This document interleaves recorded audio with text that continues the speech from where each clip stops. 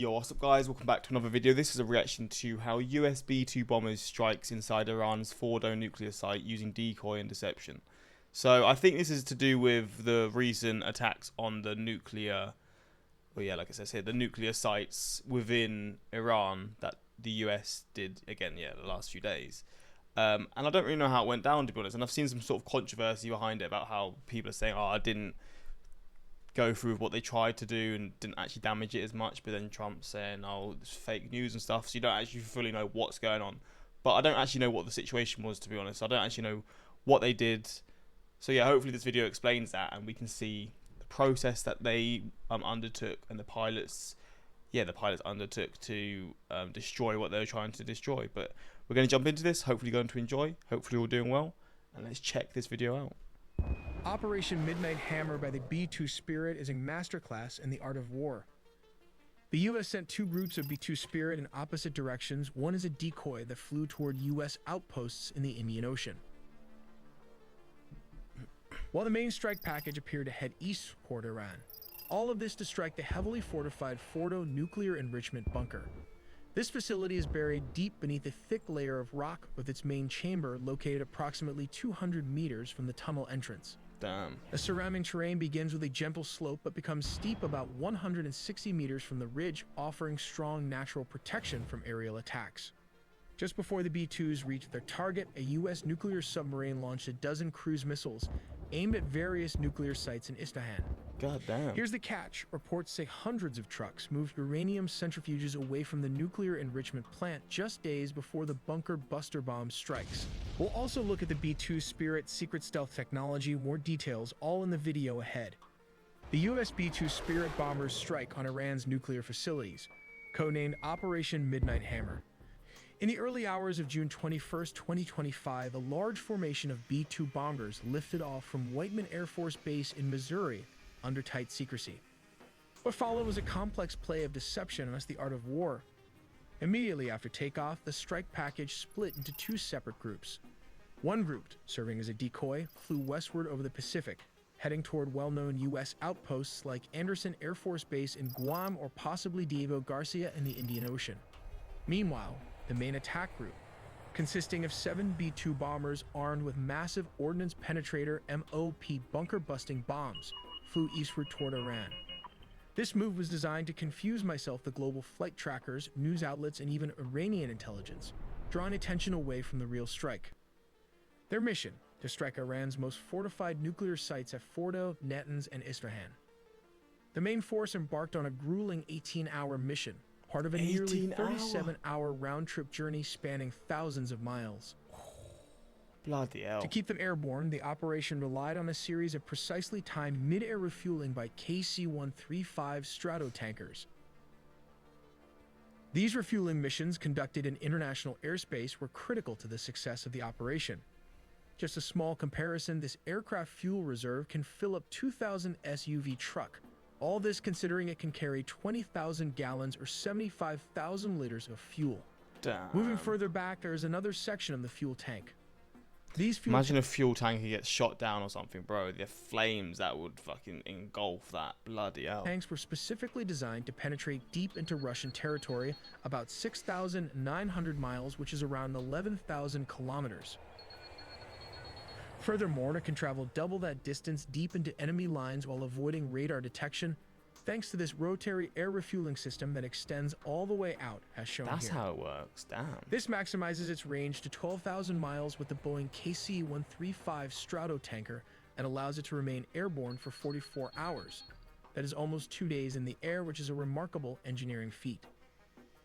The bombers cross into the Middle East via routes over Lebanon, Syria, and Iraq, though it remains unclear whether these nations have been notified. As the B-2s approached Iranian airspace, the mission entered its most critical phase. U.S. forces unleashed a range of electronic warfare tactics and decoys. Fast-moving aircraft and jamming systems were deployed ahead of the bombers, designed to confuse and blind Iranian radar and missile defenses. At the same time, U.S. fighter jets and surveillance aircraft conducted sweeps to detect any potential threats, whether from the air or from surface-to-air missile batteries. Thanks to their stealth capabilities and carefully coordinated flight profiles, the B-2s went unnoticed. Wow. This is the Fordow nuclear facility, one of the most heavily fortified and deeply buried sites in Iran's nuclear program. But what exactly makes it so difficult to destroy? Fordow is protected by a complex network of defenses, including 6 tunnel entrances leading into its underground uranium enrichment facility. The most critical parts of the site, specifically the enrichment infrastructure, are buried deep inside a tunnel approximately 200 meters long, carved directly into the side of a mountain. The main enrichment chamber is believed to sit directly beneath the mountain ridgeline, hidden under a massive layer of rock. From the tunnel entrance to the chamber, the distance spans roughly 200 meters. Was this public knowledge, or did they just find it? Like, did the intelligence find this out just through, I guess, doing whatever they do? Because I would assume this is like top secret stuff. So I wonder how they managed to know everything about this. Itself adds another layer of defense. It starts off with a gentle slope near the tunnel entrances, but becomes significantly steeper about 160 meters from the ridge, providing natural protection from overhead strikes. And here's where it becomes even more challenging. If the enrichment chamber sits at the same elevation as the tunnel entrances, it's shielded by approximately 40 meters of solid rock when approached from narrow vertical angles, around 25 degrees. A bomb dropped directly from above or even at a 40-degree off-axis angle, as would be typical for a high-altitude strike from a subsonic B-2 bomber, would need to break through up to 40 meters of dense mountain rock to reach its target. Damn. To overcome this, the U.S. deployed 6 B-2 Spirit bombers, each armed with GBU-57 massive ordnance penetrators. Are these the ones that can actually penetrate? I assume they are, right? Because I think only B-2 bombers can carry these or something. I saw something like that, which does make sense. Deep penetrating bunker buster bombs designed for hardened targets like Fordow. These strikes targeted the mountain ridge directly above the tunnel network and underground enrichment halls, aiming to penetrate the fortified layers and disrupt Iran's nuclear operations.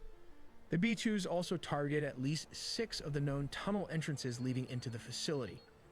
Post-strike satellite imagery, along with assessments from weapons experts, confirmed that at least 3 of the 4 main entrances sustained significant damage. Damn. Large craters were visible near these access points, indicating a direct hit and probable disruption to the facility's internal infrastructure. Roughly an hour before the B-2s crossed into Iranian airspace, a U.S. Navy submarine launched over 30 cruise missiles targeting the Isfahan nuclear site. A simultaneous attack from sea and air created chaos and stretched... It is mad to see how they all come together, like the Navy, obviously the people in the air, like they all come together and just cause all of this to happen. Like, it's just mad, like just how much power you put into this, because, I mean, look, Iran probably knew that the US were coming, but they didn't know what they were coming with. And then, yeah, here we go.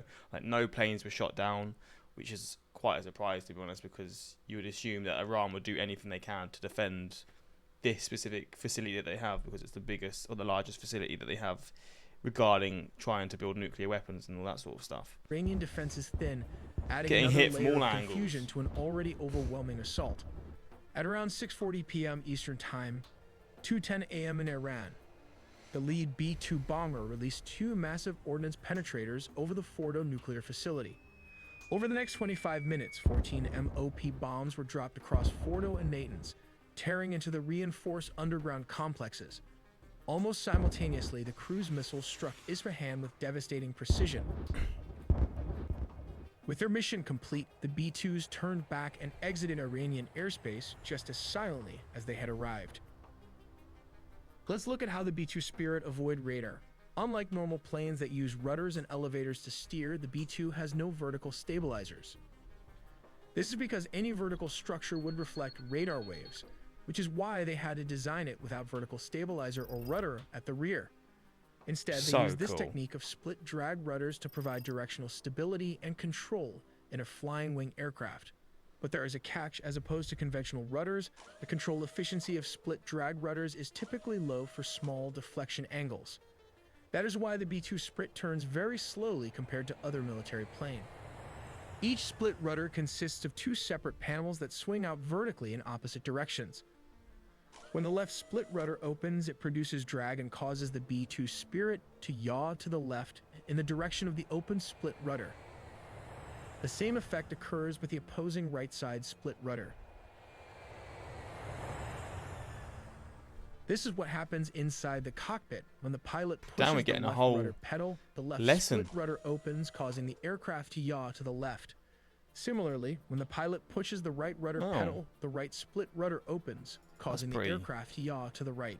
That's pretty interesting. They use like pedals for it, or whatever you call it. The B-2 Spirit composite can be divided into several parts. Here, we find that all the edges are made of fiberglass epoxy to reflect radar, while the largest part of the wing is primarily made of graphite epoxy. Interestingly, the crew station assembly is made up of aluminum. At the base, since these areas have to withstand a lot of heat from the engine, they are made of titanium, a super strong, expensive material.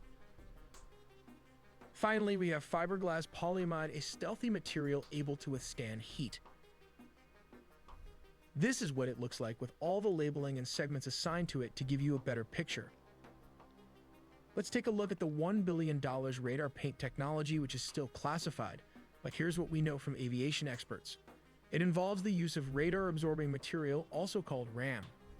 RAM is a polymer-based material applied to the surface of stealth military aircraft, like the F-22 Raptor and F-35 Lightning II. Moving to the belly of the beast and opening the bomb bay door is this weapon adapter suspension, which makes this bomber formidable. While the B-2 Spirit might look small, it can fit around 80 numbers of Mark 82 bombs weighing 500 pounds. What the fuck? Yes, all these 80 weapons can fit inside this weapon adapter, totaling around 40,000 pounds, which is approximately 18,000 kilograms of free-fall gravity weapon system. Wow. Depending on the mission, the B-2 Spirit can switch to this rotary weapon system, enabling it to carry around 16 numbers of AGM-158 missiles, which can cost around $1.5 million each. When ready, a B-2 Spirit can drop this weapon payload discreetly. The AGM missiles unfold their wings to fly towards the target, traveling up to 230 miles, which is around 370 kilometers. Wow. Let's take a look at how this works. Step 1. The bomb deployment platform. As previously mentioned, a B-2 stealth bomber flies at a very high altitude. When the aircraft reaches the designated location and the conditions are optimal, it can release this specialized MOAB weapon system. The bomb is designed for precision, and the deployment height plays a crucial role in its trajectory and effectiveness. Then step 2 comes the targeting precision. The bomb is outfitted with advanced guidance technology, including GPS and inertial navigation systems, which are military-grade satellites. Then comes step 3, that is adjusting the trajectory. The guidance information and data is then transmitted to the bomb's 4-lattice motors fins located at the rear. These fins can move and adjust in real time, allowing the bomb to correct its course as it descends under the force of gravity. These adjustments are essential because the weapon does not have thrusters to change its trajectory. Instead, it relies on the movement of these fins and the high-altitude drop to control its flight path. This is why the bomb must be deployed from a very high altitude so it has enough time and distance to adjust its trajectory accurately. Here comes the most difficult part, that is step 4, impact and penetration. The bomb, known as the Massive Ordnance Penetrator, weighs approximately 30,000 pounds, which is around 14,000 kilograms. Wow. When it reaches its target, it strikes with immense force, designed to penetrate deep into hardened structures, such as bunkers. Oh, wow. The energy upon impact allows the bomb to bury itself over 200 feet into reinforced concrete, ensuring it delivers its payload precisely where it is intended for maximum effect. That is crazy. We make original videos from scratch, so please do I mean, look, this went into like all the scientific details and stuff, but man, this is crazy seeing like the technology behind it all. But like, obviously you've got the technology, but then you still have to be like, you have to just fly into these environments where, you know, anything can happen. So obviously the pilots themselves really do put themselves on the line. It's pretty fascinating to see all the stuff that comes behind it as well. Iran, make note of that. Make note of that. Operation Midnight Hammer. That's what I tell my wife after a long day at work. Come on, man.